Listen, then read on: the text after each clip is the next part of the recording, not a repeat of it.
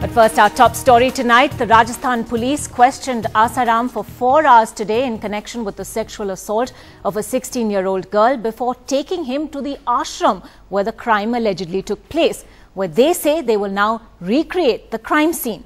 It's been a dramatic 24 hours or so, which began with a late-night swoop on the godman's ashram in Indore, after which he was whisked off to Jodhpur. The minor girl's father, who went on a hunger strike demanding the powerful godman's arrest, says this is just the first step in a long battle. Asaram Bapu finally brought to Jodhpur. After 12 days of inaction, a midnight crackdown at his Indore ashram led to the arrest of the self-proclaimed godman accused of sexually assaulting a minor. And as the police whisked him away for interrogation, Asaram, seeing the TV cameras, projected a weak and frail picture. But the blame game is escalating. Digvijay Singh, seen in this picture taking the godman's blessings when he was Chief Minister of Madhya Pradesh, questioned the silence of top BJP leaders on the contentious guru. They are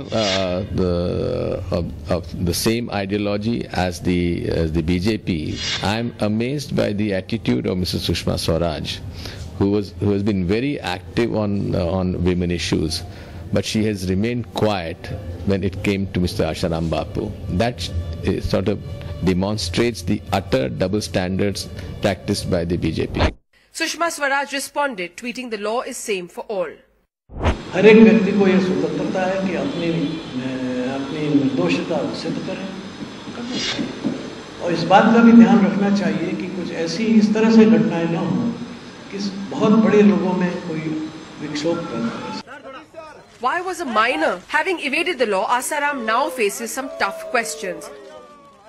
Why was a minor girl brought to him on the suggestion of his Gurukul's hostel warden when police have actually found no evidence that the minor was ill and in need of Asaram's blessings? This is the ashram where the alleged sexual assault had taken place. The police had taken the statement of the victim in the case, which matches the scene of the crime, and now police is bringing Asaram Bapu here to basically recreate the crime scene. His supporters have launched an all-out pressure campaign with protests in Delhi, Mumbai, Patna, Bhopal, calling it a conspiracy against their leader. On Friday, Asaram pretended to catch a flight for Delhi, missed it, suddenly went missing and then resurfaced in Indore. He has now finally been caught and brought to Jodhpur. The law has obviously caught up with him, but the question is, will it be allowed to take its own course? With Siddharth Ranjan Das in Jodhpur, Harsha Kumari Singh, NDTV. Well, 12 days just for the arrest and the first round of interrogation. Can the law continue to take its course now? Joining us tonight, Rita Bahuguna Joshi, spokesperson for the Congress, Lalita Kumaramangalam, spokesperson for the BJP, and Kiran Bedi. Kiran Bedi, let me begin with you. 12 days of continuous media scrutiny for this arrest to happen. Do you believe that the law can in fact now take its course? Can our law enforcement agencies actually demonstrate that no one, including Asaram, is above the law? You've seen the law taking its course. They followed the process, and the due process is on. They've arrested him, they summoned him, he avoided the arrest, then they've arrested him, and now they've been collecting the evidence. I think the real test would be what kind of evidence they can collect. Because the evidence has to be sufficient before the court. It has to be more. I do not know what the contents of the complaint, none of us know the contents of the complaint. We do not know the medical evidence.